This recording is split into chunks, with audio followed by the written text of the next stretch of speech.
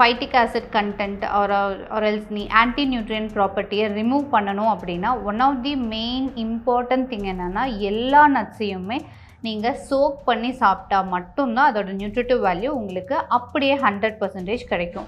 Because nuts அப்படிங்கிறது highly nutritious food. So அந்த மாதிரி இருக்கும்போது நீங்கள் அதிகமான போஷாக்குடைய ஒரு உணவை குவான்டிட்டி வைஸ் நீங்கள் அதிகமாக எடுக்கிறீங்கன்னா அதோட பயோ அவைலபிலிட்டி கம்மியாகலாம். ஒன்று, இந்த நட்ஸை எப்படி சாப்பிட்டா நம்மளுக்கு அதோட போஷாக்கு 100% கிடைக்கும் அப்படின்னா இன்னொரு மெத்தட் என்னென்னா, டைம்ஸ் ஆஃப் இந்தியா சமயம் தமிழ் நேயர்களுக்கு வணக்கம். நான் dietitian Pradeepa Saravanan, dietitian and diabetes educator, கோயம்புத்தூர்லேருந்து.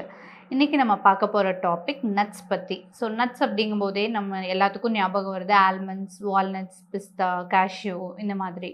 ஸோ இந்த மாதிரியான நட்ஸ் நிறைய போஷாக்கூடியதுன்னு நம்ம எல்லாத்துக்கும் தெரியும். அதே போல் அதில் இருக்கக்கூடிய ஆன்டி ஆக்சிடென்ட்ஸ் நம்மளோட நோய் எதிர்ப்பு சக்திக்கும் ரொம்ப உதவியாக இருக்கும். ஸோ இந்த மாதிரி நட்ஸ் நல்லது அப்படின்றதுக்காக சிலர் அதை தப்பாகவும் சாப்பிட்றாங்க. தவறான காம்பினேஷனில் இல்லை தவறான முறையில் சாப்பிடும்போது அதோட போஷாக்கு நம்ம உடலுக்கு கிடைக்காம வேஸ்ட்டாக பீசஸில் போகிற மாதிரியான சுச்சுவேஷன்ஸ் அமையுது. ஸோ அதை எப்படி ப்ரிவென்ட் பண்ணுறது அப்படின்றத பற்றி தான் நம்ம இப்போ பார்க்க போகிறோம். இப்போ இந்த நட்ஸ் அப்படிங்கும்போது இதில் இருக்கக்கூடிய சில phytic acid content or else நீ ஆன்டி நியூட்ரியன்ட் ப்ராப்பர்ட்டியை ரிமூவ் பண்ணணும் அப்படின்னா one of the main important thing என்னென்னா எல்லா நட்ஸையுமே நீங்கள் சோக் பண்ணி சாப்பிட்டா மட்டும்தான் அதோட நியூட்ரிட்டிவ் வேல்யூ உங்களுக்கு அப்படியே 100% கிடைக்கும். ஸோ இது ஓவர் நைட் சோக் பண்ணணும் அப்படிங்கிறது ரொம்ப இம்பார்ட்டண்ட்டான விஷயம். ஸோ இந்த நட்ஸ் நல்லது அப்படின்றதுக்காக நீங்கள் நிறையா சாப்பிட்டீங்க அப்படின்னா அதுவும் தவறான ஒரு விஷயம்.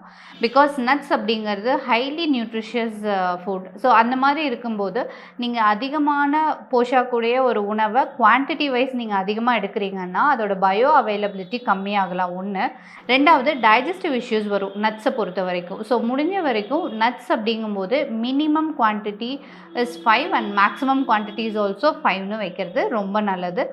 ஸோ இந்த 5 அப்படிங்கிற நம்பர் எந்த நட்ஸாக இருந்தாலும் அப்ளிகபிளாக இருக்கும். நீங்கள் வால்நட்ஸ் எடுத்தாலும் சரி, ஆல்மண்ட்ஸ் எடுத்தாலும் சரி, பிஸ்தா எடுத்தாலும் சரி, கேஷ்யூ எடுத்தாலும் சரி, எதுவாக இருந்தாலும் 5 எடுத்துக்கிறது இஸ் அட்வைசபிள். அண்ட் அடுத்த முக்கியமான விஷயம் என்னன்னு பார்த்தீங்க அப்படின்னா, இந்த நட்ஸை எப்படி சாப்பிட்டா நம்மளுக்கு அதோட போஷாக்கு 100% கிடைக்கும் அப்படின்னா இன்னொரு மெத்தட் என்னென்னா, நீங்கள் அதை நல்லா சியூ பண்ணி சாப்பிட்ணும்.